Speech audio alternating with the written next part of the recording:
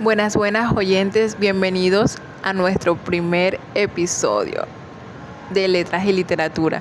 Estamos muy emocionadas porque primero que todo vamos a estrenar este podcast con La Vorágine. Es un libro que este año está cumpliendo 100 años y es un libro emblemático para nuestra narrativa colombiana y para nuestra literatura colombiana y latinoamericana. Entonces estamos muy contentas que podamos tener esta joya de la literatura latinoamericana.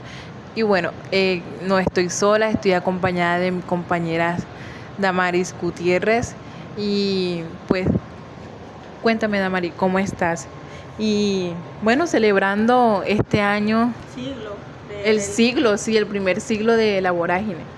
Bueno, pues compañera, aquí también alegre de estar contigo hablando sobre este maravilloso libro.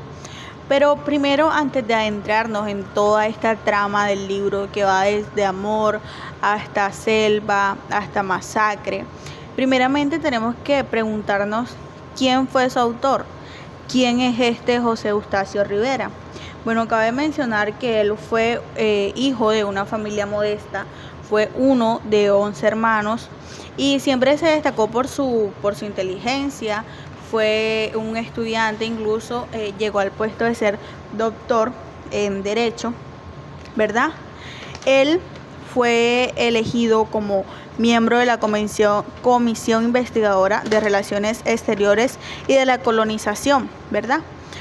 ¿Qué llevamos nosotras con esto? Que La Vorágine es una denuncia a todo esto que se estaba realizando en las caucherías entre los diferentes países, en estas fronteras entre Panamá, Argentina, Colombia y Brasil, ¿verdad? Adentrándonos un poco más en el texto, seleccionando uno de los personajes, encontramos a Clemente da Silva. Este fue el personaje que más destacó en toda la historia. Muestra una perspectiva resiliente de cómo este hombre ya anciano es capaz de superar todos y cada uno de los obstáculos que se le presentan en nada más y nada menos que la selva.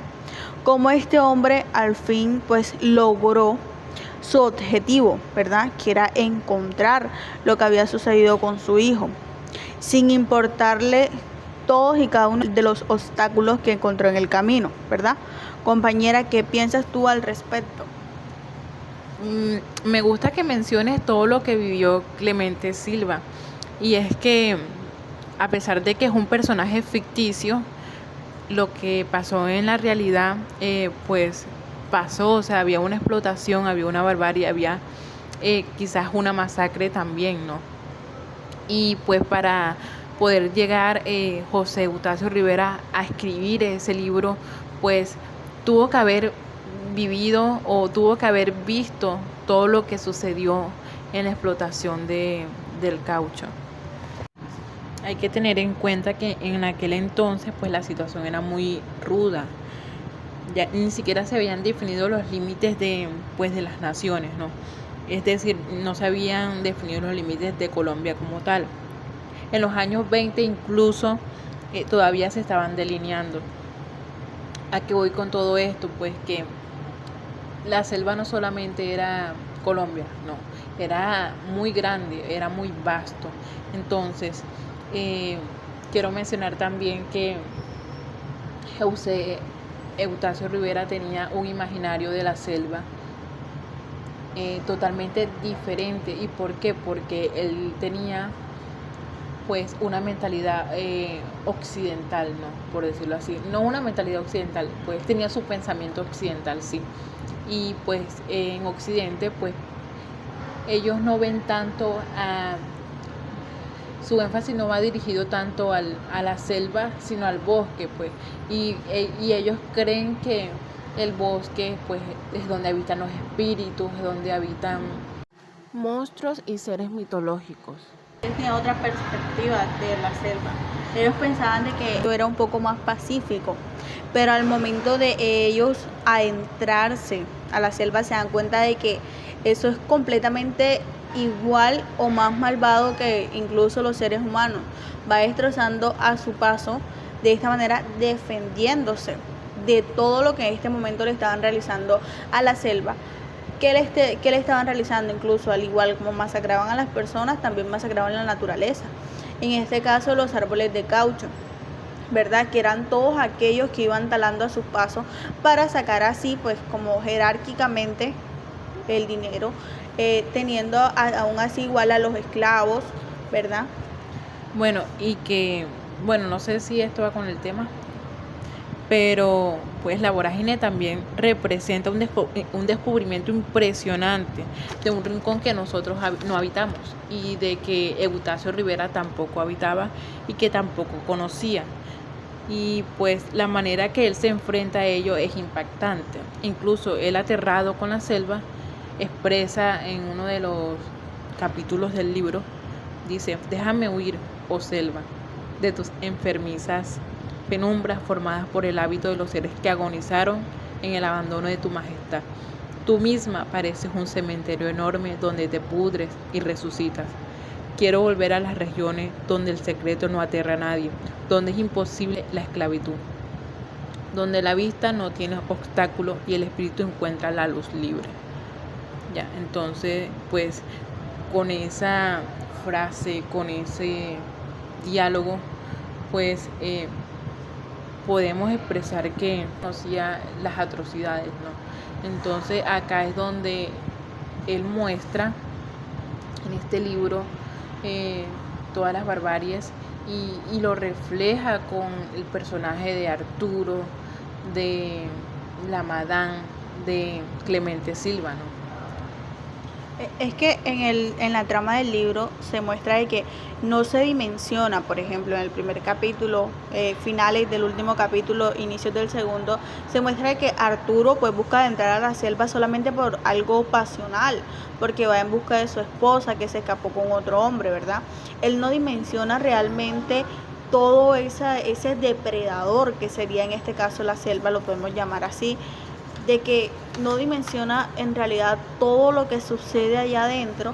También se habla un poco sobre la fiebre amarilla que en este caso se estaba viviendo entre todas las personas y más ahí en la selva, que se veía más en las condiciones inhumanas que todos estaban viviendo, tanto indígenas, los esclavos que tenían ahí, ¿verdad? Entonces él al inicio, Arturo no dimensiona todo esto que se está viviendo en la selva y pues él se adentra solamente a buscar a Alicia. Ya más, o sea, como se va desarrollando la historia, se va mostrando con otros personajes que muestran la realidad, la verdadera cara de lo que está pasando en esta selva. Cuando entra nuestro personaje de Eli Mesa, pues nos damos cuenta de que esta es una persona que llega con unos indios y muestra cómo fue su escapada, ¿verdad?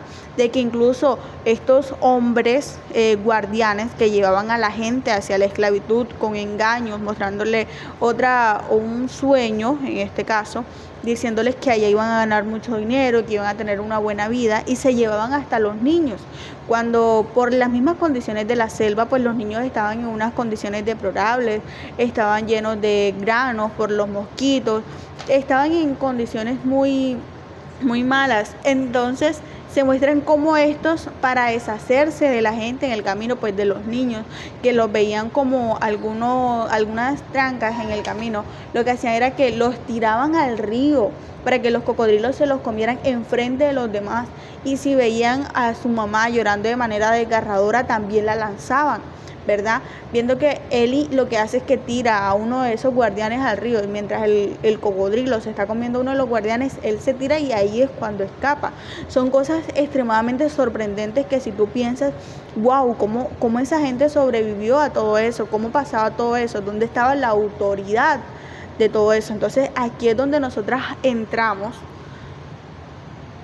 Bueno, acá nosotras entramos, y más que todas nosotras, no, aquí es donde José Eustacio Rivera entra y pues denuncia esa poderosa explotación de los caucheros en la región amazona durante la fiebre del caucho, que fue a principios del siglo XX. Pues acá, como pues Rivera presenta un retrato crudo y realista de la vida en las caucherías, destacando las injusticias sufridas por los trabajadores. Y sobre todo, lo mencionaste, Damaris, sobre todo los indígenas, Imagínate que los indígenas son personas que cuidan la naturaleza. ¿Por qué tienen que ser explotadas? ¿Por qué? O sea, entonces,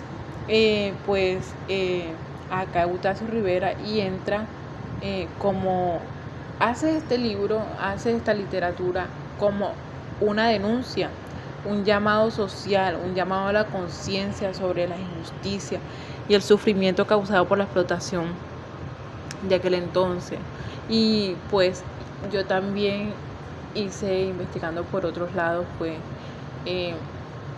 todas estas explotaciones pues disminuyen cuando llega el caucho sintético, imagínate, cuando ya no necesitan los árboles para hacer caucho. Entonces cuando baja drásticamente, pues ya no son tan explotados por el caucho, pero no fue fácil todo lo que vivieron los indígenas o los campesinos o las personas que se encargaban de cuidar la naturaleza. Y pues Utacio Rivera muestra la maldad y lo que es capaz de hacer el hombre para poder conseguir dinero y un poco de poder. Entonces, por eso su obra nos deja con una profunda apreciación a la complejidad de Colombia y el desafío de reconciliar nuestras aspiraciones modernas por el respeto a la naturaleza y los derechos humanos de Colombia. Entonces, últimamente, para cerrar este podcast, nos vamos dejando más preguntas con nosotras mismas, con ustedes oyentes, de que qué ha cambiado. O sea, ha pasado 100 años al día de hoy y seguimos acuchillando a la selva, seguimos explotando personas. Entonces esto es incluso para poder reflexionar. O sea, yo siento que a pesar de que han pasado 100 años, es un libro para reflexionar. Bueno, pues así como lo dijo mi compañera, pues creemos que ya con esto pues los adentramos un poco en el mundo de la vorágine, a esta selva depredadora de hombres, para que cada uno de ustedes se interese, en todos aquellos que nos están escuchando, que busquen la vorágine y se adentren, sientan un poco más de pasión por esa literatura colombiana que en este caso está un poco olvidada. Y bueno, muchísimas gracias a todas las personas que nos estén escuchando, en especial al profesor Álvaro García, que gracias a él leímos esta joyita de la literatura colombiana y también pudimos conocer este libro que hoy está cumpliendo 100 años. Así que bueno, muchas gracias. Nos vemos en un próximo capítulo. Chao. Bye. Bye, chao.